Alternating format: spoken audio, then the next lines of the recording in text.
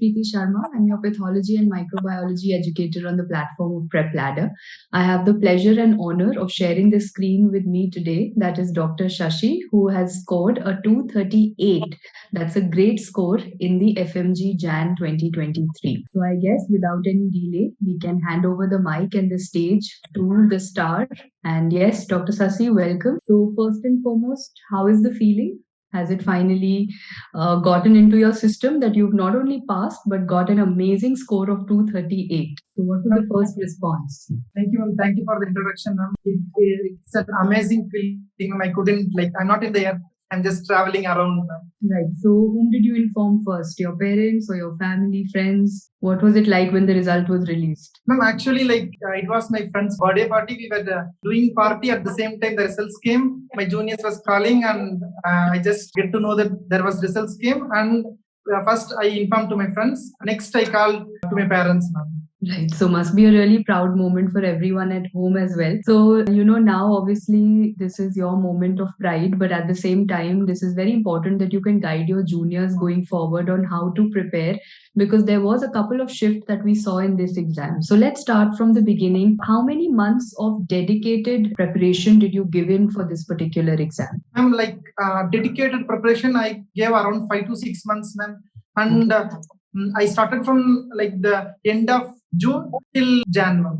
Right. So that was like morning to night only studying. That's the dedicated preparation. So how many hours in a day, on an average were you spending on doing your full course starting from June? Yes, ma'am, starting from June itself, I have a regular rhythm of spending from 10 to 12 hours a day, ma'am. Wow, that's a great. And that was the same. You could maintain that right till the end, till January, despite the postponement and everything? Yes, ma'am. Initially when the postponement, it came, it was really a messy thing. But rather, later I realized that, I shouldn't waste my time much. So I came into the reality. So I started my preparation, how I started as yearly, ma'am.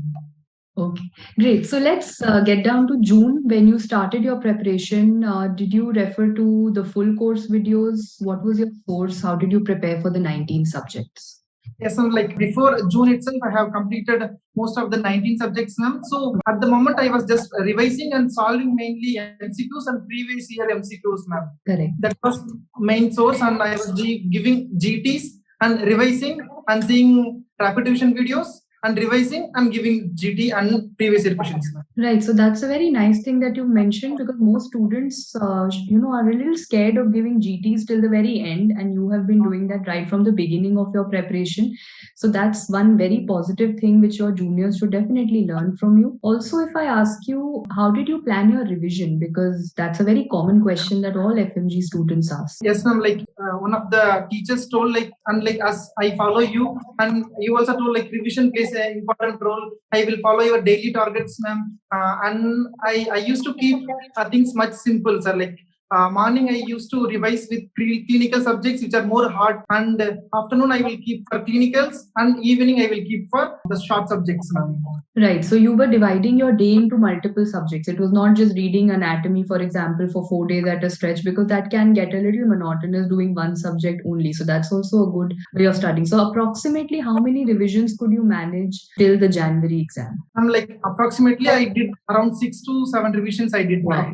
That's amazing, and I think your score is speaking for itself. That of course, the score that you've got tells us that you've put in that extra work, extra hard work into it. That's great. So, especially in the last 1 month of your preparation, considering the postponement and how once you got back on track, how did you maintain two things? Firstly, your revision, and secondly, how did you keep your mental health intact? Because it's always very anxious time for all the students, especially close to the exam, right? Yes, ma'am. As you and other faculties tell, we should always be motivated from inside. And so I started motivating from inside till from my initial stages of preparation itself. So I kept the rhythm, and I planned my last 1 month in a way I can revise the same thing, but at last I can see the high yield point. For example, I use my proper regular notes only, and I highlighted with different types of highlightener, and I know which one is PYQ, which one is maybe future question, what I think.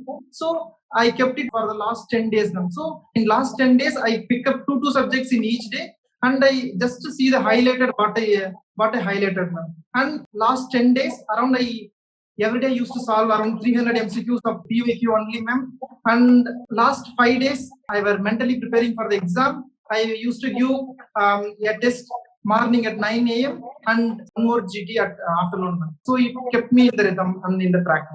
Right. So what I've gathered is, of course, everyone works hard when an exam is coming up, but you've genuinely put in your heart and soul, is what I can gather, with the kind of timetable and the tricks that you're telling me. But something that is really, really, I want to pick it up and repeat it so that the juniors and your friends also realize that many a time students keep asking for, give me the top 100 most important, or give me the top 50 most volatile questions.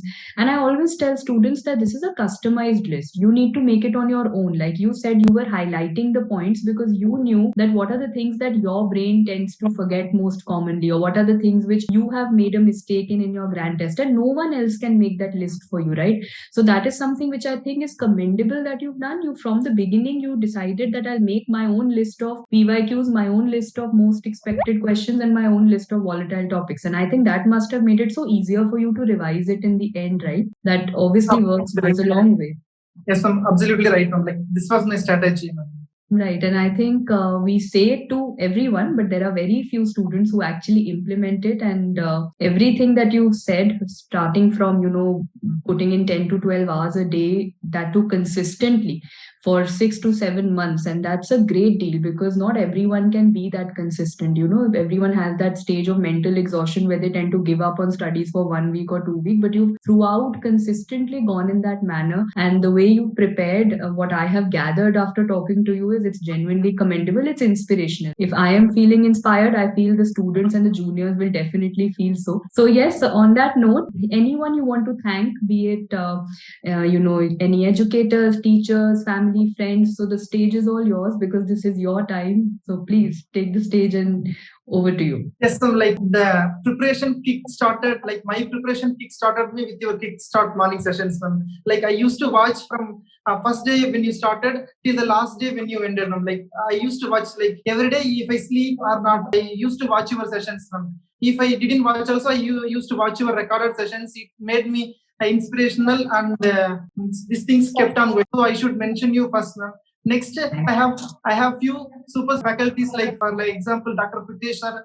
He tells this like stories and kind of things which is more inspirational and in a more interactive and a funny manner. Like he will tell like dimple, like these things he will tell them. And Dr. Prasanvik sir, like absolutely no words in front of him. And the boss, Dr. Jan'23 sir, it's awesome, man. Simply, man. Right. So that's great. And I think teachers are always there to guide you, but it's ultimately at the end of the day, it is you who has to put in all of that hard work. So we do our best to show you the direction. But yes, it's all your hard work which has shown its colors, and that too how with such an amazing score. So thank you so much, Dr. Sasi, for joining us, and wishing you all the best. I can see a very, very bright future ahead after talking to you. So just keep up the spirit, keep up that motivated self of yours that we've seen right now. And it's a promise that you're making with the Prep Ladder family that you are going to, guide your juniors because you've been through this phase. And yes, you'll be able to give them the best guidance because you've seen it firsthand, right? So thank you so much for joining us for this short interview.